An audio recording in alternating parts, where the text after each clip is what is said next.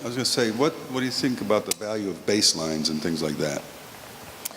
Well, that's a double-edged sword. So baselines are helpful. A majority of the people I see, I don't have baselines. So I have to do an 1.5 to 2 hour neuro exam and try and assess where that person was beforehand. However, when I'm with one of my athletes, okay, I know them. I have a baseline. So instead of an hour, 1.5 baseline, I can make decisions in minutes because A, I know them, B, I have the baselines. So let me give another anecdote, okay? It's not a sport anecdote, but it's taking to an extreme where I work and live. So John's freshman year, there was a car accident. 4 people, 2 people died. One was a university athlete, one was a non-athlete, a friend of one of the people killed. 2 other athletes, so 3 University of Cincinnati football players in 1 car accident. 1 deceased, 1 with a severe traumatic brain injury. And remember I said earlier, I deal with that regularly, okay? It's a harsh part of my job, but I deal with it regularly. And then a 3rd athlete who was what we call an orthopedic injury.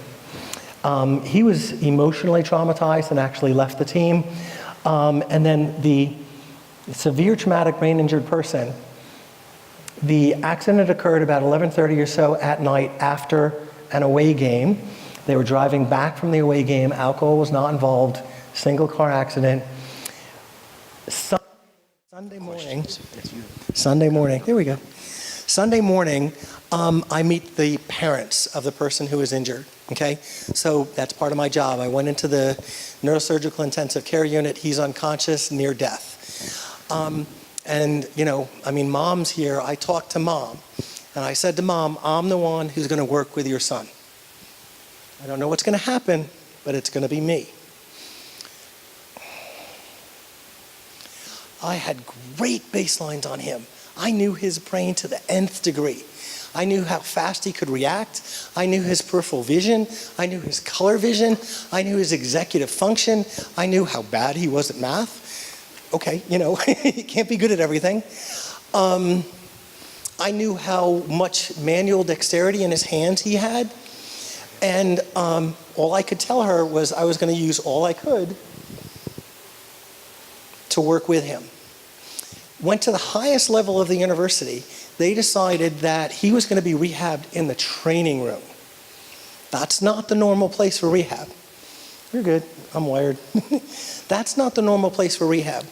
I saw him every single day for 11 months, 1 hour a day. The physical therapists and the athletic trainers saw him 3 or 4 additional hours every single day in the training room. Yeah, sure. Sorry. I think when I pulled my phone out, right? Yeah. Sorry. So he didn't finish the semester where he was injured. He actually went back to school the next semester. October was the injury. January, he went back to school. He graduated with a 3.0 grade point average. Okay?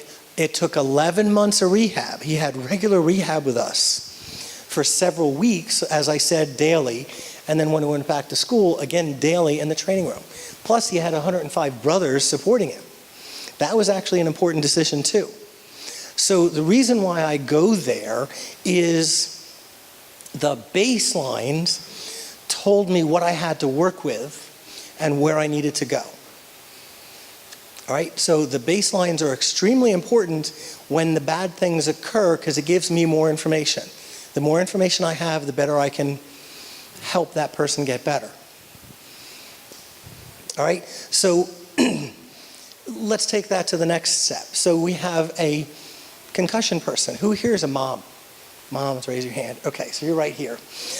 If your son is with me and has a concussion, I take my phone, give it to your son, and say, call your mom, and we're going to tell her what's going on.